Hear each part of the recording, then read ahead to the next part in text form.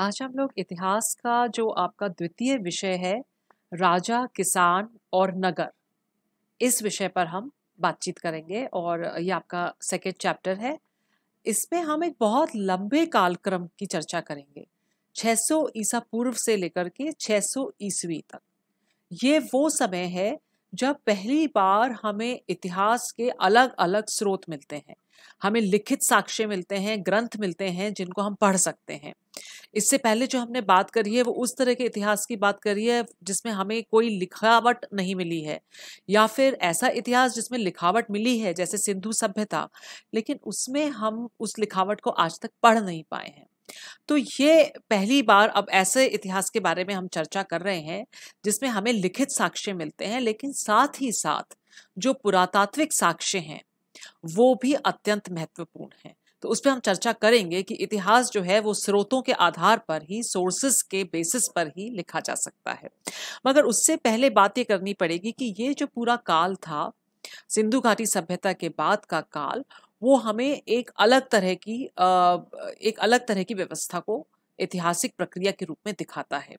जिस तरह के बड़े नगर, जिस तरह के अच्छे प्रशासन से युक्त एक व्यवस्था हमें सिंधु सभ्यता में दिखाई देती है, जिसको हम कहते हैं नगरीय सभ्यता, वो सभ्यता बहुत लंबे समय तक हमें दिखाई नहीं देती है।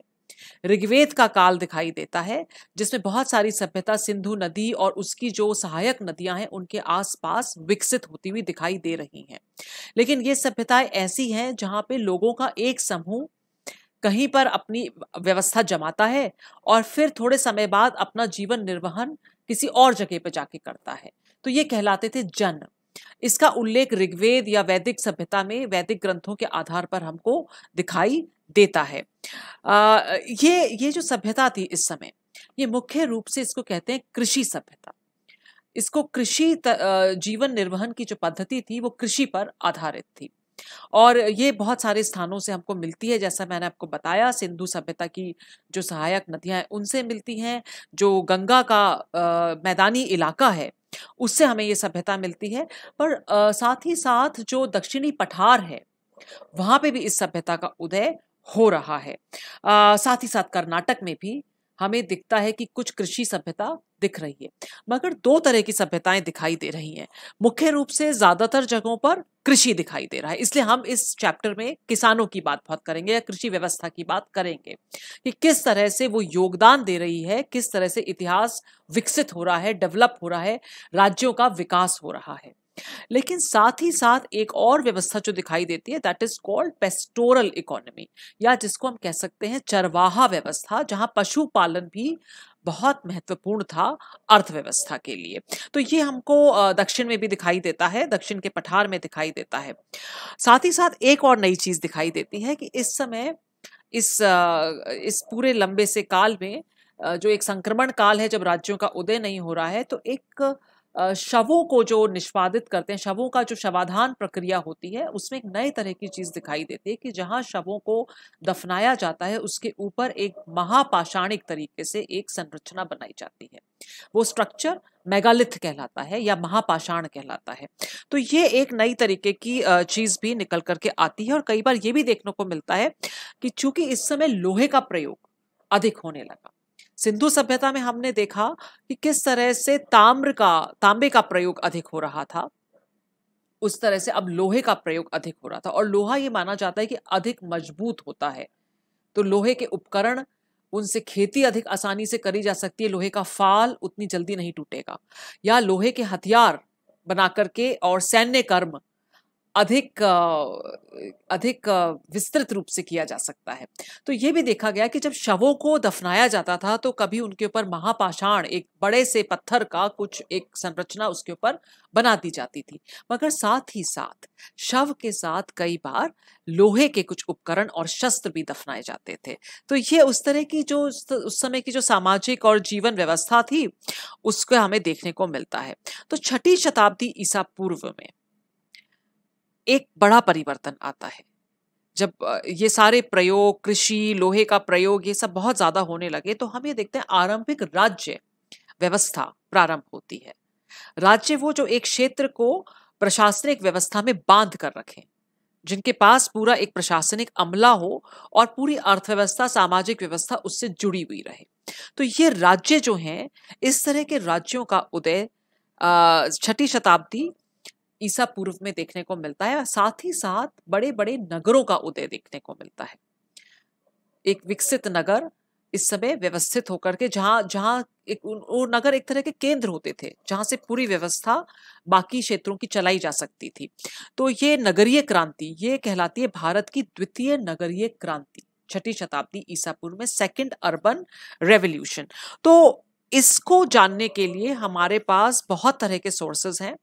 लिखित सोर्सेस हैं जिनको साहित्यिक स्रोत कहते हैं, ग्रंथों के आधार पर, मगर साथ ही साथ बहुत सारा पुरातात्विक चीजें, जैसे कि मूर्तियां मिली हैं, कलाकृतियां मिली हैं। बाद के काल में मंदिर भी मिलते हैं, बहुत बाद के काल में मंदिर मिलते हैं। मगर एक बहुत इंपॉर्टेंट सोर्स मिलता है, वो स्रोत होता है अभिलेख, इंस्क्रिप्शंस भी कहते हैं। तो अभिलेख जो होते हैं, अभिलेख एक तरह से पत्थर, चट्टान या स्तंभ या किसी ऐसे ही कागज के अलावा, भोजपत्र के अलावा किसी अच्छे ऐसे चीज के ऊपर लिखवाए जाते थे जो जल्दी से नष्ट नहीं हो।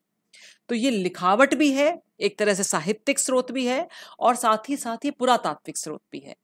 मगर इन्हें पढ़ना आसान नहीं है, क्योंकि इनकी जो लिपि है, इनकी जो भाषा है, वो आज प्रयुक्त नहीं हो रही। हम जानते ही हैं कि सिंधु सभ्यता के जो अभिलेख हैं, जो लिखावट है, उसको पढ़ा नहीं जा सका, उसकी लिपि को। तो इन लिपियों को पढ़ना भी मुश्किल था। लेकिन 6ठी शताब्दी ईसा पूर्व में आते आते तक कुछ जो लिपि उस समय प्रयोग की जा रही थी, उसका 19वीं शताब्दी में एक अंग्रेज अधिकारी ने उसको पढ़ा, और उसके बाद बहुत सारी जानकारी हमारे पास आती चली गई। तो हम किस तरह से राज्य प्रारंभ होते हैं और किस तरह से उन राज्यों का विकास होकर के एक साम्राज्य में परिवर्तित हो जाता है, उस पर इस सेक्शन में चर्चा करेंगे। मगर सबसे पहले हम बात करेंगे जेम्स प्रिंसेप की। जेम्स प्रिंसेप एक अंग्रेज अधिकारी थे जिन्होंने 1830 के दशक में एक अभिलेखों को पढ़ा, और वो अभिलेख एक राजा के थे, सारे के सारे अभिलेख। वो अभिलेख में उस राजा का नाम दिया गया था देवा नाम पिये पियदस्सी राजा अशोक। तो देवों का प्रिय, पियदस्सी मतलब प्रियदर्शी, देखने में प्रिय, देखने में सुंदर, देखने में मनोहर, राजा अशोक। राजा अशोक नाम बहुत कम अभिलेखों में मिलता है, ज्यादातर उसका नाम पियदस्सी या प्रियदर्शी ही मिलता है। तो जेम्स प्रिंसेप को ने पढ़ने की प्रयास शुरू करा, और ये जो अभिलेख थे, ये अधिकतर ब्राह्मी लिपि में और प्राकृत भाषा में लिखे गए थे। प्राकृत भाषा जो लोगों की आम बोलचाल की भाषा थी, जिससे कि लोग उसको समझ सकें। कुछ अभिलेख खरोष्ठी लिपि में भी मिले हैं। तो ये दोनों ही लिपियां पढ़ी नहीं जा सकी थी, और फिर एक द्विभाषीय अभिलेख मिला जो ग्रीक और आरमाइक में लिखा गया था। और चूंकि उस भाषा को ये पढ़ने में सक्षम थे, तो इन्होंने ब्राह्मी लिपि का भी उसको पढ़ सके। तो जब इन्होंने इस लिपि को पढ़ लिया, तो उसके बाद सारे जो अभिलेख थे उनको पढ़ा जा सका। और फिर ये मालूम पड़ा कि ये जो राजा अशोक है, इसने बौद्ध धर्म का अपनाया था, और बौद्ध ग्रंथों में इसके बारे में बहुत सारी बातें विस्तार से मिल जाती हैं। तो पूरा एक राजनीतिक इतिहास, उसके अभिलेखों में भी बहुत सूचनाएं मिली, जो ग्रंथ थे उनमें भी बहुत सूचनाएं मिली। उन दोनों को मिला करके मौर्य वंश जिससे संबद्ध था अशोक, उसके बारे में बहुत अधिक जानकारी प्राप्त हुई। तो पहली बार भारत का जो इतिहास था वो सिर्फ सांस्कृतिक उपादानों से आगे बढ़कर के राजनीतिक संदर्भों को निश्चित रूप से बताने में सक्षम हुआ। तो पॉलिटिकल हिस्ट्री या राजनीतिक इतिहास जो है भारत का, वो इस वजह से या इस खोज के बाद इतिहासकारों ने को ये बहुत महत्वपूर्ण था कि इस तरह के स्रोत को ये व्याख्या कर पाए, उसको समझ पाए। और उसके बाद इन्होंने बहुत सारी जो राजनीतिक इतिहास था उसका पूरा एक खाका प्राचीन भारत का इसके बाद से खींचा जा सका। तो ये बहुत महत्वपूर्ण डिस्कवरी थी जेम्स प्रिंसेप की, जिन्होंने अशोक के अभिलेखों को पढ़ा, उन्होंने ब्राह्मी लिपि को वो पढ़ पाए। तो this was very very important. और ये भी समझने का प्रयास करते हैं इतिहास की, ये जो राजनीतिक विकास, अब हमें एक पूरी टाइमलाइन मिल रही है कि पहले क्या हुआ, फिर पहले एक छोटे राज्य थे, फिर बड़े राज्य हुए, फिर वो एक बड़े साम्राज्य में परिवर्तित हो रहे हैं। तो क्या ये जो चेंज आ रहा है पॉलिटिकल, ये जो राजनीतिक परिवर्तन आ रहा है, क्या ये कहीं ना कहीं सामाजिक और राजनीतिक परिवर्तनों से संबद्ध है? तो इतिहासकार इसको समझने का बहुत प्रयास करते हैं। कहीं ना कहीं कृषि की जो उपज है उससे भी ये संबंधित है। जैसे कृषि, मान लीजिए कृषि इतनी अच्छी हो रही है पैदावार कि आपके पास बहुत सारा अधिशेष है, बहुत सारा एक्स्ट्रा अनाज है, तो उस अनाज को आप व्यापार में लगा सकते हैं। उस व्यापार से आपके राज्य में समृद्धि आ सकती है, उस समृद्धि से आप शस्त्र बना सकते हैं, उस समृद्धि शस्त्र आने के बाद आप दूसरे राज्य को जीत सकते हैं। तो ये संबंध कई बार देखा गया है कृषि की उपज में और राज्य के विकास में, लेकिन ये संबंध बहुत जटिल होते हैं। बहुत सीधे सीधे इनको जोड़ पाना इतिहास में इतिहासकारों के लिए संभव नहीं है। वो उसमें काफी सारे स्तर होते हैं, काफी सारे कारक होते हैं जिनके द्वारा राज्य का विकास होता है। तो यहां से हम शुरू करते हैं प्रारंभिक राज्यों के विकास की यात्रा। तो सबसे पहले जो राज्य थे वो 6ठी शताब्दी ईसा पूर्व में जब उनका विकास हो रहा है, तो आप ये देखिए कि ये हमें जो उल्लेख मिलता है वो ये मिलता है कि इस समय नगर बन रहे हैं, नगर ये क्रांति हो रही है, मगर साथ ही साथ एक वैचारिक क्रांति भी हो रही है। आप देखिए 6ठी शताब्दी ईसा पूर्व ही वो काल है जब जैन धर्म और बौद्ध धर्म का उदय होता है। तो ये ये एक परिवर्तनशील समाज था। लोग जो हैं वो गांवों से नगरों की ओर आ रहे हैं, नगरों का विकास हो रहा है, नगरों में इस तरह का काम उनको मिल रहा है। तो जो उल्लेख मिलता है वो 16 राज्यों का उल्लेख मिलता है बौद्ध ग्रंथों में। एक बौद्ध ग्रंथ है अंगुत्तर निकाय, उसमें स्पेसिफिकली 16 महाजनपदों की एक पूरी सूची हमको प्राप्त होती है। षोडश महाजनपद, षोडश महाजनपद, ये जन जन जो हुआ करते थे, असल में जन लोगों को बोला जाता था, जन नाम दिया जाता था उस समूह का जो एक जगह निर्वहन करते थे फिर दूसरी जगह चले जाते थे। जब वो साथ ये एक निश्चित क्षेत्र में नहीं रहते थे, ये लोगों के द्वारा जाने जाते थे। जैसे मान लीजिए एक जन का नाम है भरत जन, या क्या बोलेंगे, दिवोदस उनका मान लीजिए राजा है, या एक राज्य का एक जन का नाम है पंचाल जन। तो वो लोग हुआ करते थे और उस पूरे ग्रुप को, उस पूरे उस समूह को पंचाल कहा गया। लेकिन फिर पंचालों ने या किसी भी भरत ने एक समय ये डिसाइड किया, ये निर्णय करा कि हम इस निश्चित क्षेत्र में रहेंगे। तो जब वो निश्चित क्षेत्र के साथ जुड़ जाएगा तो वो कहलाएगा जनपद। जिस जगह वो लोग रहेंगे वो पांचाल जनपद हो गया, क्योंकि उनका अब निश्चित क्षेत्र हो गया। और अगर उसका आकार बहुत विशाल हो गया, वो अपने आप में एक संपूर्ण राज्य का उसने आकार ले लिया, तो वो कहलाएगा महाजनपद। तो इस समय 6ठी शताब्दी ईसा पूर्व में बहुत सारे महाजनपदों का उदय हुआ, और ये हैं 16 महाजनपद जिनकी पूरी सूची मिलती है अंग, मगध, काशी, कौशल, वज्जी, मल्ल, चेदी, वत्स, कुरु, पांचाल, मत्स्य, शूरसेन, अवंती, अस्मक, गांधार, कंबोज। तो ये 16 महाजनपद हैं। मगर इनमें से महत्वपूर्ण मगध का नाम आपको मिलेगा, कौशल का नाम मिलेगा, अवंती का नाम मिलेगा, वज्जी का नाम मिलेगा। वज्जी क्यों महत्वपूर्ण है? देखिए, ज्यादातर जो ये जनपद थे इनके पास अपनी एक राजधानी होती थी जिसकी ये किलेबंदी करके रखते थे, लेकिन साथ ही साथ इनकी राज्य व्यवस्था ज्यादातर राजतंत्र होती थी। राजतंत्र माने राजा हेड है, राजा मुखिया है, और राजा पूरे प्रशासन को चलाएगा। लेकिन कुछ महाजनपद ऐसे थे, जैसे वज्जी महाजनपद है। वज्जी महाजनपद पे जो सारे संसाधन थे वो किसी एक व्यक्ति या किसी एक राजा के हाथ में नहीं थे। उल्लेख मिलता है कि वज्जी में 7,707 राजा थे। So there was a group, पूरा एक समूह था जो इनके संसाधनों को अपने नियंत्रण में रखता था। तो ये एक तरह से कई लोग इसको गण नाम, प्राचीन भारत के जो ग्रंथ है उनमें नाम मिलता है गण, पर कई लोग उसको गणतंत्र कहते हैं, कई लोग उसको कुलीन तंत्र कहते हैं, कि ये कुलीन लोगों का समूह था जो पूरे समूह के रूप में उन पर शासन करता था। तो करीब 1000 वर्ष तक ये गण रहे, लेकिन बाद में जो शासन पद्धति भारत में विकसित हुई वो थी राजतंत्र। तो ये महाजनपद जो हैं, ये इनकी व्यवस्था थी। लेकिन ये व्यवस्था चलाने के लिए जो प्रशासन है उसको अपनी एक सेना रखनी पड़ेगी सुरक्षा के लिए, उसको प्रशासन के लिए जो कर्मचारी रखेंगे उनको तनख्वाहें देनी पड़ेंगी, उनको कोई वेतन देना पड़ेगा। तो ये व्यवस्था करने के लिए कहीं ना कहीं इनको कोई संसाधन चाहिए, कोई करारोपण करना पड़ेगा लोगों के ऊपर, या कुछ संसाधनों पे राज्य का अधिकार होगा, वो राज्य की आय में सम्मिलित होंगे। आय नहीं होगी तो वो व्यय कैसे करेंगे? सेना को रखना तो अपने आप में खर्चा है, खर्चा करने के लिए आमदनी चाहिए। तो आमदनी के लिए करारोपण, टैक्सेस लगाना, ये जरूरी था।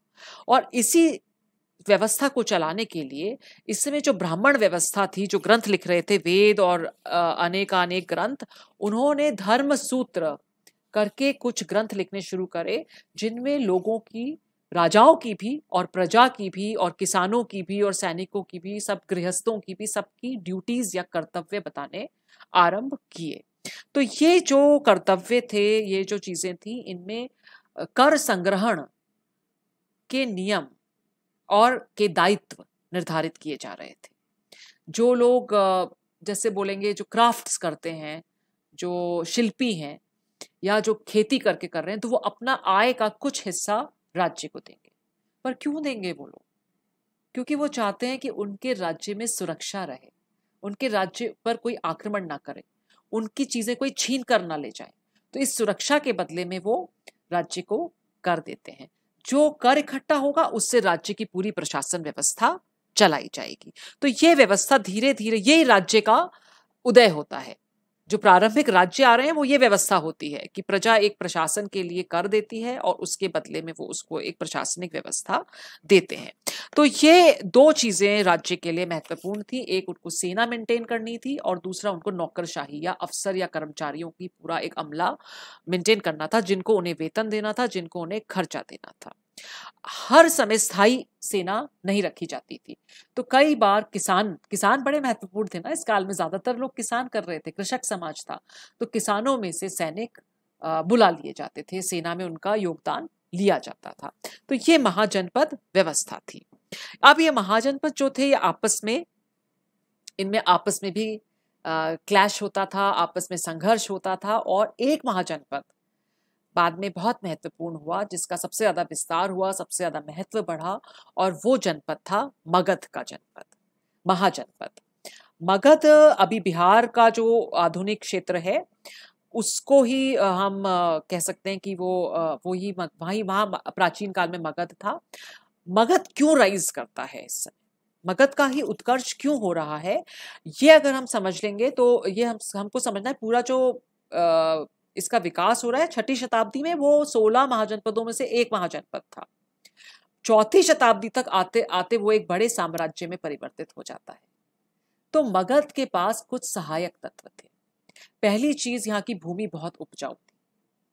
देखिए, कृषि उस समय अत्यंत महत्वपूर्ण था। कृषि आपके पास ज्यादा होगा, पैदावार ज्यादा होगी, समृद्धि ज्यादा आएगी, आपका राज्य शक्तिशाली हो जाएगा।